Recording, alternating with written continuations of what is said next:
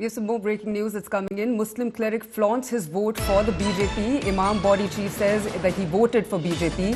Maulana Rashid says inked finger for BJP win. There's Vikas Trump politics of fear-mongering. BJP no more untouchable for Muslims.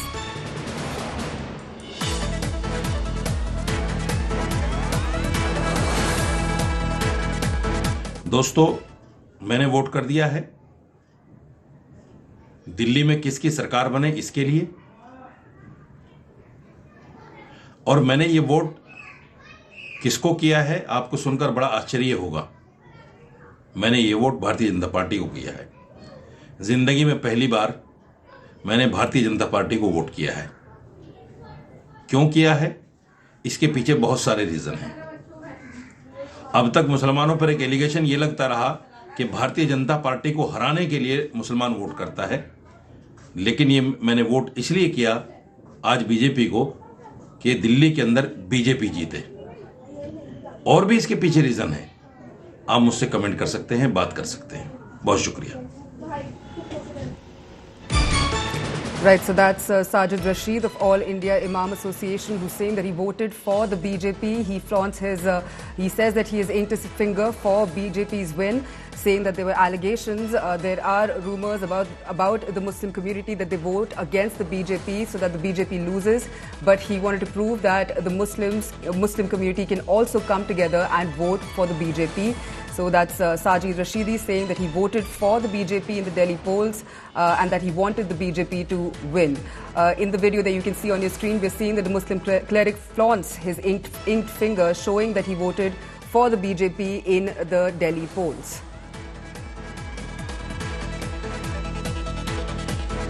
Sajid Rashidi also says that the Muslims, that there's a general narrative around the Muslim community saying that the Muslims vote so that the BJP loses. They usually vote against the BJP, but this time he wanted to make sure that the BJP wins, so his vote went to the BJP. Shreya Chatterjee is joining us live on the broadcast for more on this. Shreya, we're seeing right a day after the Delhi polls, we're seeing Sajid Rashidi having said that, declaring basically, flaunting his inked finger, saying that he voted for the BJP. What more can you tell us about this? So, this is a statement that is coming in from Mohammad Sajid Rashidi, and he's indicating that he's not the only Muslim who's probably voted for the BJP. There are more who's actually come out in large numbers because they want to consolidate behind the BJP and see change in the Delhi election. That's really the reason that he's also cited. It's not difficult to believe because it's not the first time that, it's going to happen earlier as well. Contrary to popular belief, Muslims have in fact voted for the BJP. Look at the Assam results as well. It's not possible to get such numbers. So clearly, this is a statement that is coming in that the BJP will obviously be using in their favor so far as the Delhi election is concerned. Right, Shreya, I'll come back to you. We have Sajid Rashidi who's joining us on the broadcast. Sir, why did you vote for the BJP this time? देखिए, BJP मुसलमान के लिए अछूत नहीं है कि मुसलमान BJP को vote दे ही नहीं सकता। ये मेरी अपनी अंतरात्मा से मैंने ऐसा किया है, और मुसलमानों पर जो एक टैग लगा हुआ है कि मुसलमान जो वोट करता है बीजेपी को हराने के लिए करता है, मैंने उस भ्रम को तोड़ने के लिए बीजेपी को वोट किया है। दूसरी बात यह है कि मुसलमान के लिए क्या कांग्रेस, क्या आप पार्टी, क्या बीजेपी, सब बराबर है हमारे लिए। कोई हमें अलग से कुछ मुसलमान होने के नाते देता तो है नहीं, तो हम क्यों किसी का बंधुआ मजदूर बने कि भाई हमें कांग्रेस को वोट करना है, हमें आम आदमी पार्टी को ही वोट करना है। ये हमारी अपनी इच्छा है, हमारी अपनी चाहत है, हम जिसको चाहे वोट करें। सर, ऐसा आपको क्यों लगता है, आपको ऐसा लगता है कि एक परसेप्शन है कि मुस्लिम्स बीजेपी के लिए वोट नहीं करते हैं, ऐसा क्यों लगता है आपको? नहीं, मुझे ऐसा नहीं लगता, लेकिन एक जो परसेप्शन बना हुआ है मुसलमान के लिए कि मुसलमान बीजेपी को हराने के लिए वोट करता है, ये जो कांग्रेस पार्टी या समाजवादी पार्टी या जितने भी अन्य विपक्षी दल हैं, इन तमाम लोगों ने एक अफवाह बना दिया है इन मुसलमानों को बीजेपी को हराने के लिए वोट करना चाहिए। तो इस बार आ जाएगी तो ऐसा हो जाएगा, बीजेपी आ जाएगी तो वैसा हो जाएगा, इसलिए बीजेपी को हराने के लिए, बीजेपी को रोकने के लिए वोट करना चाहिए। ये जो तमाम परसेप्शन बने हुए हैं, उसको तोड़ने के लिए मैंने किया है। जी सर, आप बीजेपी के अगेंस्ट ऐसे काफी चार्जेस एंड काफी मेरी ऐसा आवाज मिल नैरेटिव। रही है आपको? मुझे आवाज आ रही है सर आपकी। आपको मेरी आवाज आ रही है क्या? हेलो। सर, आप मुझे सुन सकते हैं? Hello. Right, so that's Sajid Rashidi who just joined us on the broadcast saying that there is a perception around Muslims that Muslims vote against the BJP, and he in fact wanted to defeat this perception and work against it. Hello. Right, so Sajid Rashidi is back on the broadcast with us. Sir, आपको मेरी आवाज आ रही है अब? जी आ रही है। हाँ जी, सो मैं आपसे पूछी थी कि बीजेपी के अगेंस्ट काफी ऐसे चार्जेस रहे हैं कि वो एंटी मुस्लिम है। आपको उसके बारे में क्या लगता है, क्या ये सच है? आप मुझे ये बताइए, क्या कांग्रेस एंटी मुस्लिम नहीं है? 55,000 फसाद दिए हैं कांग्रेस ने। मेरठ, मलियाना, भिवंडी, हाशिमपुरा, ये इतने बड़े फसादात हैं जो भुलाए नहीं जा सकते रहती जिंदगी।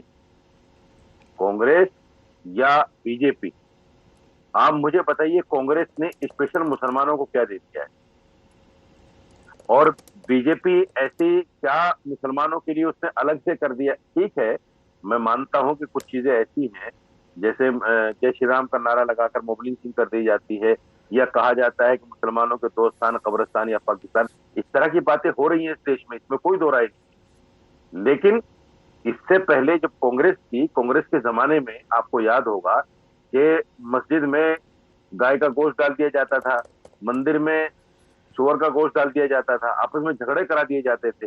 ये तो सब पहले से होता आया है, ये सियासत का हिस्सा है।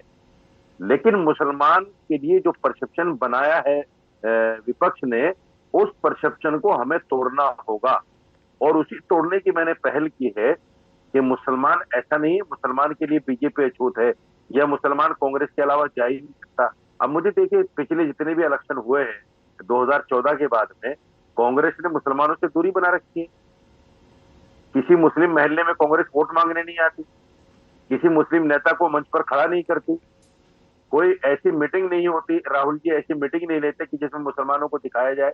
ये सारी जो चीजें हैं, कहीं ना कहीं मुसलमानों को कम दिखाने के लिए ये सारी चीजें की जा रही हैं। मुसलमान इस देश का प्रथम नागरिक है। मुसलमान इस देश का वो नागरिक है जो हम अपनी इच्छा से यहाँ रहे। पाकिस्तान नहीं कि हमारे पास रास्ते थे खुले हुए। तो हमें अपने आप को स्टैंड करना पड़ेगा, हमें अपने आप को दिखाना पड़ेगा कि मुसलमान हिंदुस्तान का इतना ही हिस्सेदार है जितना मेरा हिंदू भाई है। सर, आपको लगता है कि मुस्लिम्स वोट बैंक पॉलिटिक्स के शिकार है, कि कोई ऐसा डर फैलाया जा रहा है कि पार्टीज को मुस्लिम्स का वोट मिल जाए? बिल्कुल सच्ची बात है ये। देखिए, पहले क्या होता था, कांग्रेस जब थी तो कांग्रेस जो है बीजेपी का डर दिखाती थी और मुसलमान का वोट लेती थी। अब फिर यही चीज हर पार्टी कर रही है। समाजवादी को देखिए, आम आदमी पार्टी को देखिए, हर आदमी मुसलमान से ये कहता है बीजेपी आ जाएगी इसलिए हमें वोट करो, बीजेपी आ जाएगी इसलिए हमें वोट करो। अरे भाई, बीजेपी आ जाएगी इसलिए क्यों तुम्हें वोट करें? हम इसलिए क्यों ना आपको वोट करें कि भाई आप हमें क्या दे रहे हैं, सियासत में हमारा क्या हिस्सा है, कांग्रेस हमें सियासत में कितना हिस्सा दे रही है, कांग्रेस हमें नौकरियों में कितना हिस्सा दे रही है, आप पार्टी हमें सियासत में कितना। हम अपना वोट इसलिए क्यों ना करें किसी को, इसलिए क्यों करें कि बीजेपी आ रही है और बीजेपी को हराना है। ये परसेप्शन जो है मुसलमानों के जहनों में बिठाना पड़ेगा कि हमें अगर किसी पार्टी को वोट भी करना है तो हमें उससे हिस्सेदारी मांगनी, हमें उससे बोलना है कि तू हमें क्या देगा। ये नहीं कि सिर्फ हमें बीजेपी के हराने के लिए एक वोट बैंक की तरह देखा जाए, हमें मोहरा बना के रखा जाए। वो परसेप्शन को हमें तोड़ना है। जी सर, तो क्या आपको ऐसा लगता है कि सेक्युलर पार्टीज जैसे कांग्रेस है और आम आदमी पार्टी है, उन्होंने मुस्लिम्स को धोखा दिया है एक तरीके से? सेक्युलर लफ्ज जो है किसी भी पार्टी के साथ लगाना, मैं समझता हूं तमाम पार्टियां सेकुलर है, बीजेपी भी सेकुलर है, जो देश के संविधान को मानता है वो सेकुलर है, और जो देश के संविधान को न मानकर झगड़े दंगे फसाद कराता है वो कोई भी पार्टी वो सेकुलर नहीं है। तो ये कह देना कि साहब कांग्रेस सेकुलर है, समाजवादी सेकुलर है, आम आदमी पार्टी सेकुलर है और बीजेपी सेकुलर नहीं, मेरी समझ में ये फंडा नहीं आता। इसलिए मैं मानता हूं कि जो पार्टी देश में एकता की बात करे, अखंडता की बात करे, देश को जोड़े रखने की बात करे, देश को आगे बढ़ाने की बात है, वही पार्टी सेकुलर है। कांग्रेस पार्टी या समाजवादी पार्टी के पास जो है कोई सेकुलर होने का ठप्पा नहीं है। उन्होंने कोई इसको पैटर्न नहीं करा दिया कि सेकुलर यही लोग। तो बड़ी बात यह है कि मुसलमान, हिंदू मुसलमान के अंदर जो एकता और अखंडता पहले से थी, उसको वापस लाने के लिए हमें कहीं ना कहीं ये परसेप्शन तोड़ना पड़ेगा कि मुसलमान बीजेपी को हराने के लिए वोट नहीं करता। मुसलमानों के दिलों में जो बीजेपी की तरफ से डर बिठाया है लोगों ने, विपक्षी पार्टियों ने, वो डर कहीं ना कहीं मुसलमानों के दिलों से निकालना पड़ेगा। ये बहुत जरूरी है और इसकी शुरुआत हुई है। मुसलमान दे रहा है वोट बीजेपी पे, ऐसा नहीं कि मैंने अकेले ने वोट किया है बीजेपी को। जी सर, तो आप ये कह रहे हैं कि बीजेपी बेसिकली एंटी मुस्लिम नहीं है? बिल्कुल, देखिए, एंटी मुस्लिम होना अलग चीज है और देश के संविधान पर यकीन रखना, देश के संविधान को लेकर आगे चलना, ये अलग चीज है। अगर कोई पार्टी एंटी मुस्लिम होगी, चाहे वो कांग्रेस हो, कांग्रेस में जैसे मैंने बताया कि कांग्रेस के जमाने में 55,000 फसादात हुए, तो वो भी एंटी मुस्लिम, उसको भी कहा जा सकता है। समाजवादी के टाइम में मुजफ्फरनगर दंगा हुआ, कितना बड़ा दंगा हुआ, आज भी हजारों लोग जो है बेघर हैं, अपने गांव नहीं जा सकते वापस, तो ये भी एंटी मुस्लिम है। जो भी मुसलमान की बात ना करे वो एंटी मुस्लिम है, चाहे वो समाजवादी हो, चाहे वो कांग्रेस हो, चाहे आप पार्टी हो। आज दिल्ली के अंदर केजरीवाल ने कोई भी ऐसी सभा नहीं दी जिसमें मंच पर कोई मुसलमान हो। मुसलमानों के महलों में केजरीवाल नहीं गए। क्यों नहीं गए? आप तो सेकुलर हैं, क्यों नहीं जाते आप? आपको क्या डर है? आपको डर ये है कि अगर आप मुस्लिम महलों में चले गए, मुस्लिम नेता को आपने मंच पर बिठा लिया तो हिंदू वोट नहीं करेगा। तो ये क्या कम्युनिज्म नहीं है? ये भी तो कम्युनिज्म है कि आप जो है सिर्फ हिंदू वोट छटकने के डर से मुसलमानों के पास नहीं जा रहे, मुसलमानों के महलों में नहीं जा रहे, मुसलमानों को अपने मंच पर नहीं ला रहे हैं।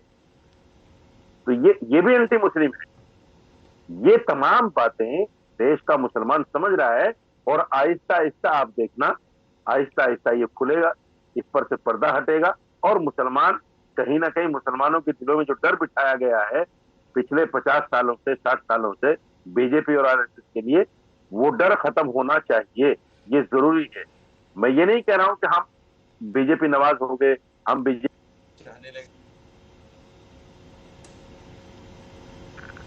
कांग्रेस पार्टी को वोट नहीं करेंगे, समाजवादी को नहीं करेंगे, ऐसा मैं नहीं कह रहा हूं। मैं मुसलमानों से सिर्फ ये कहना चाहता हूं कि देखिए, हमारे लिए सब पार्टियां बराबर हैं। कोई पार्टी अलग से, संविधान से अलग हमें कुछ नहीं दे रही। इसलिए हमें अपने दिल से ये डर निकालना पड़ेगा कि बीजेपी आ गई तो मुसलमानों को देश से निकाल देगी, बीजेपी आ गई तो देश में मुसलमान का कुछ हिस्सा नहीं बचेगा, मुसलमान का वोटर राइट छीन लिया जाएगा। हम इस देश के नागरिक हैं भाई, हमने इस देश को आजाद कराने में एक भूमिका निभाई है। आज भी जब आप हिस्ट्री पढ़ेंगे और जाकर देखेंगे म्यूजियम के अंदर जो इंडिया गेट पर है, वहां 47,000 मुसलमानों के नाम लिखे हुए हैं जंग आजादी में जिन्होंने कुर्बानियां दी है। सबसे बड़ा नंबर है ये मुसलमानों के लिए। दूसरे जो लोग हैं जो आज अपने आप को राष्ट्रवादी कहते हैं, वो बहुत पीछे हैं हमसे। इसलिए हमें अपने आप को देश का नागरिक खुद भी साबित करना पड़ेगा। हमें कोई यहां से सकता, हमें कोई यहां से निकाल नहीं सकता। किसी में हिम्मत नहीं है कि मुसलमान को यहां से निकाल सके, मुसलमान को यहां से भगा सके। जी शुक्रिया सर, अपना वक्त निकालने के लिए और हमारे साथ जुड़ने के लिए। That's Sajid Rashidi saying that those who do not talk about Muslims are in fact anti-Muslims. Let's also listen into what exactly he had said. दोस्तों, मैंने वोट कर दिया है। दिल्ली में किसकी सरकार बने इसके लिए, और मैंने ये वोट किसको किया है आपको सुनकर बड़ा आश्चर्य होगा। मैंने ये वोट भारतीय जनता पार्टी को किया है। जिंदगी में पहली बार मैंने भारतीय जनता पार्टी को वोट किया है। क्यों किया है? इसके पीछे बहुत सारे रीजन हैं। अब तक मुसलमानों पर एक एलिगेशन ये लगता रहा कि भारतीय जनता पार्टी को हराने के लिए मुसलमान वोट करता है, लेकिन ये मैंने वोट इसलिए किया आज बीजेपी को कि दिल्ली के अंदर बीजेपी जीते। और भी इसके पीछे रीजन है, आप मुझसे कमेंट कर सकते हैं, बात कर सकते हैं। बहुत शुक्रिया।